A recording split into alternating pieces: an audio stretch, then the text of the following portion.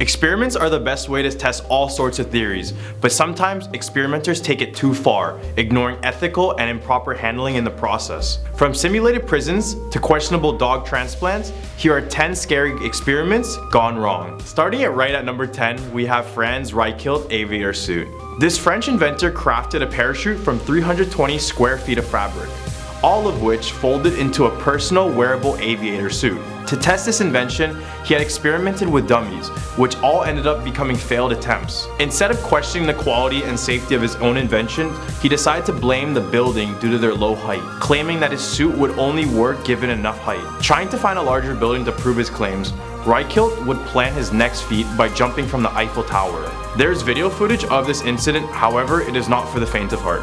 This is because the moment he jumped, he quickly noticed his suit was not opening up properly, causing him to plummet straight down. I don't know much about parachuting, but maybe, just maybe, he could have tested with a dummy first before jumping from this type of distance. At number 9, we have the sad case of the two-headed dogs. This story is not for animal lovers. Russian scientist and organ transplant pioneer Vladimir Demikhov conducted multiple surgeries which successfully transplanted vital organs between dogs. As his experiments progressed, he aimed to see if he could take things further. He wanted to graft the head of one dog onto a body of another, creating one fully intact dog. Then finally, in the 1950s, he created the first two-headed dog. But this wasn't by any means ethical. Apparently, he conducted the two-headed dog surgery 23 times with varying degrees of success. The famous one of his experiments involved one stray German Shepherd and a smaller dog. As seen in the picture, the German Shepherd looked sad and confused. Initially, the experiment was a quote-unquote success, since both heads could hear, see, smell, and swallow. However, the dog only lived 4 days, and I guess it was going through the worst types of pains imaginable. Despite the ethical nature of this experiment, calling Demikhov a mad scientist may be undercutting his contributions to the world of medicine and transplants.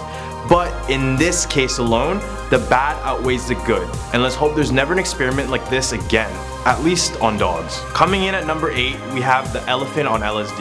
In 1962, researchers from the University of Oklahoma injected a 7-ton bull elephant by the name of Tusco with 297 milligrams of LSD or acid. The goal of this experiment was to try induce musth, which is the testosterone-fueled ultra rage that elephant males go into during breeding season. To give you insight, 300 milligrams of acid is a whole lot of acid. And 5 minutes after the elephant was injected, Tusco would fall to the ground and start seizing. To make things worse, they injected Tusco with 2,800 milligrams of promazine hydrochloride, an anti-nausea and sedative drug. After an hour of different injections, Tusco would pass away. The whole idea was controversial to begin with and shouldn't have ever happened. But what makes this failed experiment interesting is that acid is not supposed to be lethal to animals that size. To prove this, in 1984, a researcher from UCLA administered large doses of acid to 2 elephants, with none dying, making others believe that the other drugs they gave Tusco led to his doom. The infamous Milgram experiment takes our number 7 spot.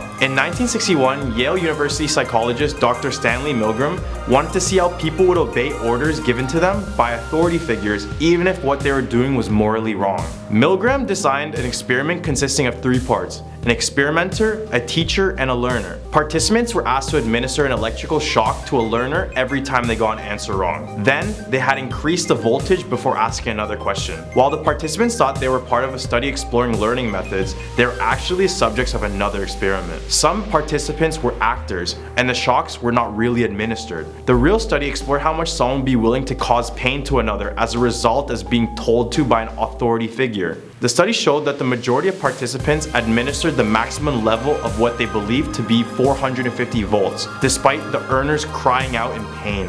While the actors actually didn't receive any harm, the participants who administered the electrical shocks were under severe stress during the experiment and were deeply affected long afterwards. It's crazy that people can be brought to the brink of death just because someone with a white lab coat told them to. Infecting our number 6 spot, we have the Ebola guinea pig. Do you remember the 2013 Ebola outbreak? If not, just remember that Ebola is one of the most dangerous viruses in the world. It seemed that they had ignored the warnings on the label for the virus. A Russian scientist, Antonia Presnikova, was in charge of handling the dangerous virus and accidentally injected herself with it. Apparently, her arm just slipped and she jabbed herself. causing her to pass away in less than a month. In the Humphrey list, we have the Tuskegee syphilis experiment. This experiment was designed to observe the effects of syphilis when untreated. It was conducted in 1932 by the US Public Health Service, with 600 African Americans recruited from Alabama. The men consisted of 399 with latent syphilis and 201 as a control group with no syphilis. They agreed to the study because they were promised free healthcare, in which they never got, and were originally told that they were being treated for bad blood. These men were giving only placebos such as aspirin and mineral supplements, rather than being treated with penicillin, which was recommended treatment at that time. Many participants of the study died, went blind, got driven to insanity, and other severe health complications due to the untreated syphilis. The story ended up arising back in 1972, and by that time 28 more participants perished, 100 more passed away from related issues, 40 spouses were diagnosed with it, and the disease even got passed down to 19 children. Despite an apology by President Clinton in 1997, the damages have already been done.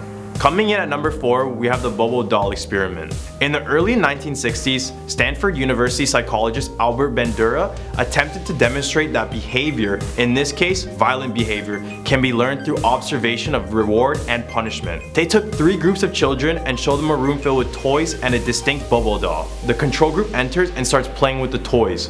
The second group, when they walked by the room, watched an adult doing non-aggressive behaviors, like playing with the toys. And then the third group saw an adult violently beating and verbally abusing the toy for about 10 minutes. The kids go in the room while the experimenter slowly takes away the toys in the room, leaving the Bobo doll. Once the child was left alone, they would imitate the acts of physical and verbal violence done on the doll, demonstrating that violent behavior can be taught fairly easy, which was super unethical for these children because who knows if these had long-term effects. This experiment could have been brewing the next serial killer for all we know. Teaching kids aggression should just not be happening. At number 3, we have the human baby and ape experiment. In the 1930s, a psychologist named Winthrop Kellogg decided to adopt the baby chimp and raise it alongside his own baby boy in an experiment. To keep this experiment as legitimate as possible, the boy and the chimp were treated as similar as possible. The chimp was dressed, bathed, fed, and talked to the same as the boy. Every day, the psychologist would document their development. In the beginning of the experiment, the chimp surprisingly developed faster than the boy. But to the disappointment of the psychologist, the chimp would never develop human language. However, on the other end, the boy began to adopt some of the chimp's languages, including a food bark, indicating he was hungry. Due to these early life experiences, the boy would become more ape-like every day. And when the study finally got published, it led Donald to self-destruction, eventually to his death. All the way up at our number 2 spot, we have the Stanford Prison Experiment. This experiment could be one of the most famous and controversial psychological studies of all time. In 1971, psychologist Philip Zimbardo wanted to create an experiment to see how people would react to a simulated prison environment where they played both the role of the guard and the prisoner. They selected 24 undergraduate students for this, splitting them into 2 groups. The experiment officially started when prisoners were arrested by the Palo Alto police. Over the next 5 days, physical abuse of the prisoners would become increasingly brutal. The prisoners showed signs of extreme stress and anxiety, with others having to be released from the study early. After Christina Maslach visited to check on their conditions, she was so upset that she made them end the experiment on day 6. Just goes to show how strong power is in the wrong hands. Taking our number 1 spot, we have Sigmund Freud's diagnosis. Emma Exon was an early patient of Sigmund Freud who underwent disastrous nasal surgery, undertaken by Freud's friend and confidant, Wilhelm Fliess. They were immediate friends, perhaps because of their common belief in the importance of sex in the cause of disease. Freud believed sexual repression gave rise to mental illness, and Fliess had a similar idea about nasal pathology. Emma Eckstein originally came to Freud with nervous unhealthiness, as she described it. With this being said, Wilhelm Fliess believed that depression, hysteria, and self-pleasure could be subsided by cauterizing the nose. They eventually performed the nose surgery on Eckstein, burning her nasal passages. After the operation, she began suffering from all kinds of infections and non-stop bleeding. In fact, her nasal passages were so damaged that she was left permanently disfigured. I like some of Freud's work, but come on, what was he thinking? Well, there we have it, our top 10 scary experiments gone wrong. Did anything on our list surprise you, or were you left never wanting to do an experiment again? Please let us know in the comment section with your thoughts. We hope you enjoyed our list, and be sure to take it easy.